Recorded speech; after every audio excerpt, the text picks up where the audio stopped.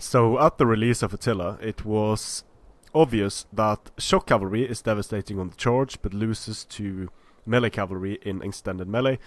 Melee cavalry has very specific anti-shock cavalry capabilities.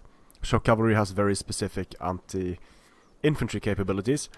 And with the Longbeards DLC came this little unit, the Royal Lancers. They have a very good charge bonus, a good melee attack for being a shock cavalry, good melee defense, good armor, decent enough health. They also scare and are immune to psychology. Now, I have already seen that some people claim they defeat Tagmata. I have an idea why. I haven't watched the videos yet, because I want to do the tests unbiased. Now, when Attila was released, me and Armenian King spent a few hours just testing different stuff. The mechanic or the dynamic between shock cavalry and melee cavalry is that a shock cavalry is charging a melee cavalry unit that is spread out in 2 ranks deep, for example. The more contact points you manage to inflict on the melee cavalry unit, the better the shock cavalry is going to do, the more a charge bonus is going to be applied to the Tagmata cavalry. So it's very important for the shock cavalry to get a good charge, because they will lose in extended melee. So doing enough damage early is very important, and this is the ideal engagement for a shock cavalry. Head on, just doing 20 casualties on the charge, more actually, to the Tagmata cavalry, and this means that the Royal Lancers deny the Tagmata cavalry the time they need to do the damage they need to do. They just straight up lose on the charge, absolutely devastating.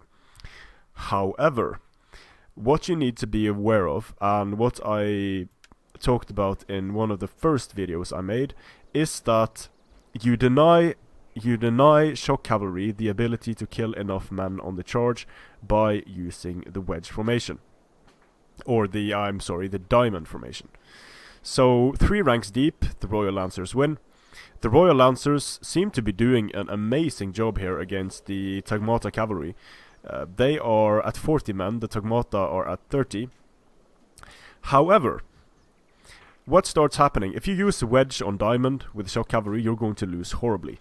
If you use a standard shock cavalry formation and against a diamond melee cavalry formation, this is what happens. The men are broken and are fleeing. So 2 ranks deep, the Royal Lancers absolutely slaughter Tagmata. 3 ranks deep, the Tagmata win, and the Tagmata cavalry is still cheaper than the Royal Lancers. In Wedge against a standard formation, the Tagmata win, and the Tagmata win very convincingly in Wedge on Wedge. So just to sort of get more clear results, and this is true for basically all similarly matched melee cavalry and shock cavalry. This is not something new with this unit. This has been in the game from release. Shock cavalry needs to get as many contact points as possible. Melee cavalry wants to have as few contact points as possible, and the diamond formation does that for a melee cavalry unit in addition to increasing its defense and has some effects also on the mass that is applied to a charging unit. So here we go. We're going to just rematch and see what happens. The Tagmata lose quite a bit of men on the charge, not nearly enough as when they were 2 ranks deep, and the Tagmata lose initially, and then they just wreck the Royal Lancers. So if you want to charge shock cavalry head on with Tagmata cavalry, you need to have your Tagmata cavalry in a diamond formation. Do not engage melee cavalry head on that is in a diamond formation. You are going to get absolutely wrecked.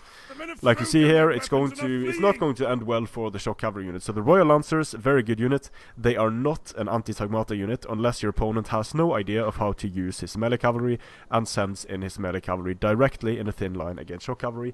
But that is not specific to Tagmata. That is true for all shock cavalry, melee cavalry dynamics.